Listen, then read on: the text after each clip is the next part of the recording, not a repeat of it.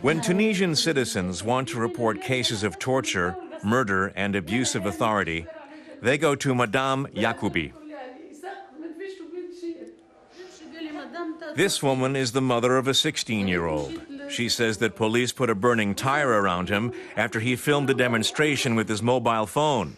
He survived but was badly injured. To date, Madame Yacoubi has registered almost 1,000 cases of this kind. At first, I cried every day when I went home. But I want to do this for Tunisia, for its future. I want to do this job so that one day these victims will say they got help and it relieved their pain.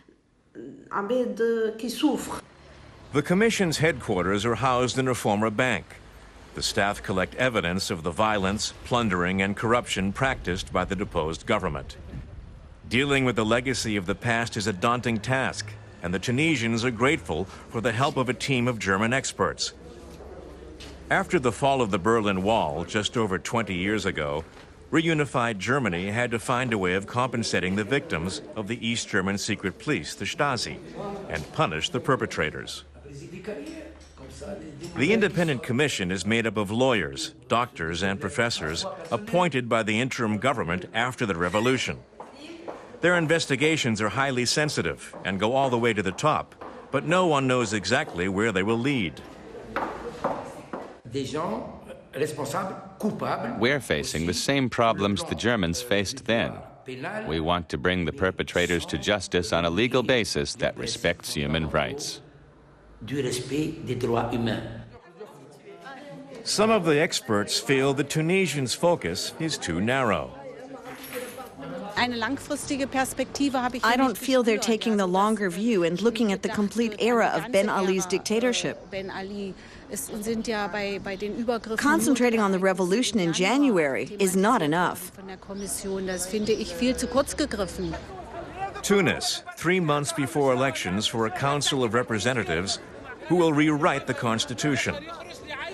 70 parties have been founded in recent months, making it hard for voters to focus on the big picture. Tight security surrounds the Interior Ministry. The former opposition maintains that many of the old apparatchiks remain in office. The Germans are well aware of how this can impede a fledgling democracy.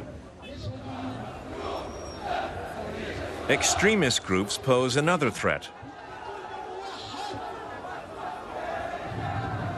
The crowd looks somewhat skeptical when suddenly unrest breaks out.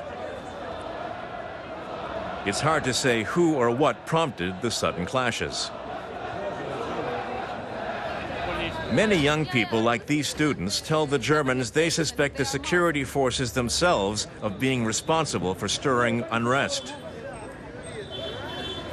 Nora and her fellow students believe the police are likewise standing in the way of the democracy movement.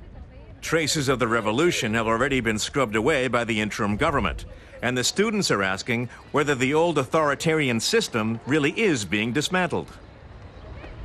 We have spent much time here in order to get change, but no change came. We're still desperate because those people who get into power are not really taking serious measure. They are not even taking the first steps so that we can trust them. Many have lost hope that a proper investigation into Ben Ali's regime will materialize. Basma Farhana says her brother was shot during the revolution, and even though she can name who pulled the trigger as well as witnesses, nothing has been done.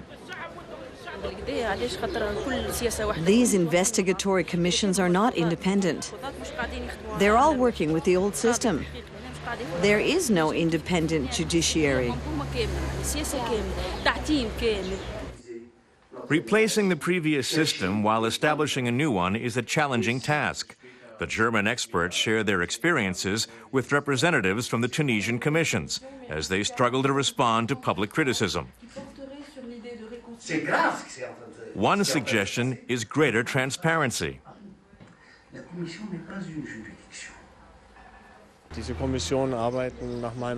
problem is that these commissions are working behind closed doors. because they want to flesh out their reports and present them in a year's time. But the general public doesn't have that kind of patience. They want to know what happened now. Commission President Taufik Boudabala tells the people they need to have faith in his work. But he's careful not to promise too much. He knows there are many people who don't want him to get this job done. The question is, should we try everyone in some way responsible? Then there would be no one left. It wouldn't work. The nation was a dictatorship, now it's a democracy. The difficulty is that the people are still the same.